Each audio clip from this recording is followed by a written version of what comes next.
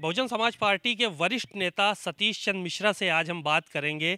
चुनाव की रणभेरी बज चुकी है और चुनाव आयोग ने प्रचार के लिए विभिन्न माध्यमों से ऐलान भी किया है कि किस तरह से प्रचार करना है। रैलियों पर प्रतिबंध है। बात करते हैं। सर, बहुत बहुत स्वागत है भारत समाचार पे आपका।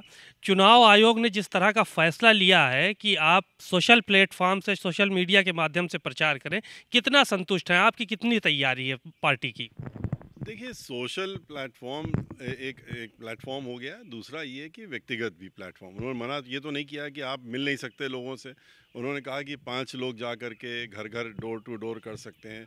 हमारी पार्टी जो है वो शुरू से बूथ लेवल तक पूरी तरीके से सक्षम और तैयारी के साथ में है कि हमारे जितने भी लोग हैं वो लोग 5-5 के हिसाब से जा कर के वो बूथ लेवल पे एक एक घर पे जाने का काम करेंगे, कन्विंसिंग करेंगे। वो पहला कार्यक्रम हमारा होगा। इसके साथ में सोशल नेटवर्क में भी हम लोग अब जाएंगे, क्योंकि अब वही तरीका रह गया। डिजिटल, सोशल, ट्विटर, इंस्टाग्राम, बाकी सब चीज़ें जो हैं उसमें आपने देखा भी होगा कि बहुजन समाज पार्टी इस समय उसमें आ गई है और कर भी रही है। आगे बढ़ाएंगे उसको हम लोग। अगर 15 के बाद भी उन्होंने रैलियां नहीं होने दी तो हम लोग उसके लिए तौर तरीका निकालेंगे कि कैसे हम लोग फिर जो रैली की कमी है उसको कैसे पूरी किया जाए। सोशल मीडिया के माध्यम से, डिजिटल प्लेटफॉर्म से वो करेंगे। लग नहीं रहा, क्योंकि ये देखा जा रहा है कि कोरोना के केसेस लगातार बढ़ते जा रहे हैं। कल भी लखनऊ में 1100 केसेस जो है वो कोरोना वायरस के मिले। तो ऐसे में बहुत कम उम्मीद है कि 15 के बाद भी आप लोगों को इस तरह की इजाज़त मिलने वाली है। देखिए, ऐसा है ना कि जहाँ तक सवाल उठ रहा है कि अगर 15 के बाद वो इजाज़त नहीं भी देते हैं, अगर सिचुएशन ऐसी होती है कि कोरोना की वजह से पब्लिक रैली नहीं हो सकती, तो हम लोग अलग दूसरा जो तरीका जो परमिटेड है उसी के तहत में रख करके हम लोग अपनी कैनवसिंग करेंगे।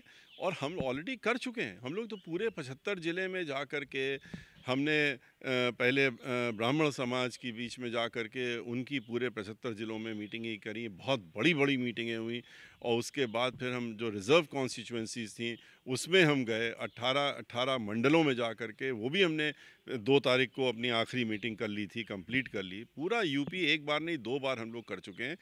और हम लोगों का जो संदेशा बहन मायावती जी का पहुंचाना था लोगों को, और हर घर में, और वोटरों को, ख़ास तौर से जो हमारे बहुजन समाज पार्टी के समर्थक हैं और जो बहुजन समाज पार्टी की सरकार बनाना चाहते हैं, उनके पास हम इस संदेशा को पहुंचा चुके हैं।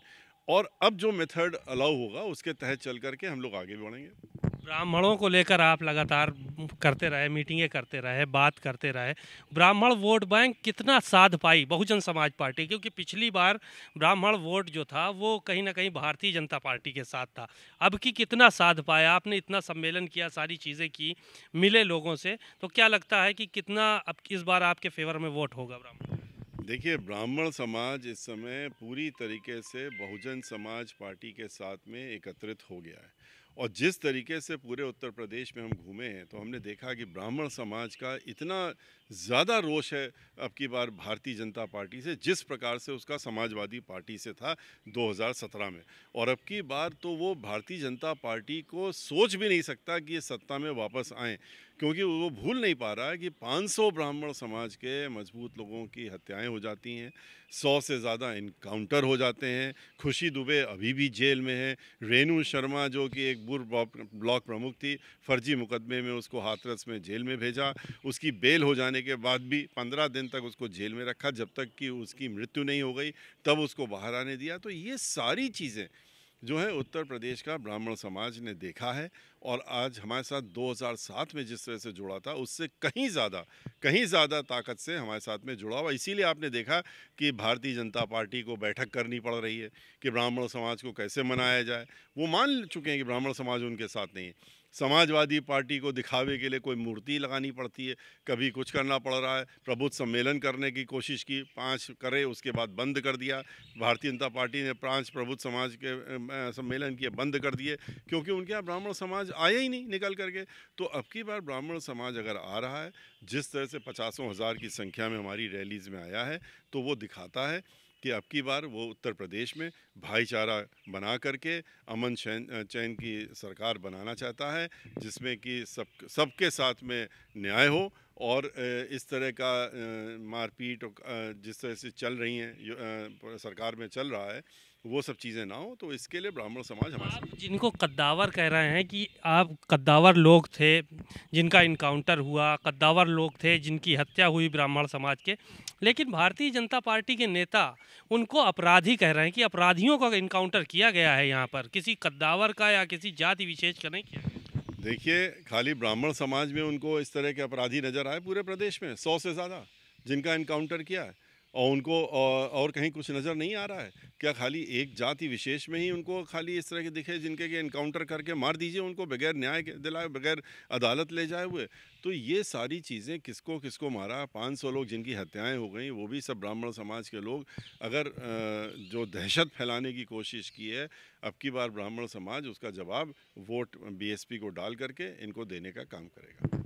ये देखा गया कि आपके न जाने कितने विधायक समाजवादी पार्टी में शामिल हो गए, इनको रोक भी नहीं पाए। ये कहा गया कि बहुजन समाज पार्टी इनको रोक नहीं पाई और समाजवादी पार्टी के पाले में चले गए।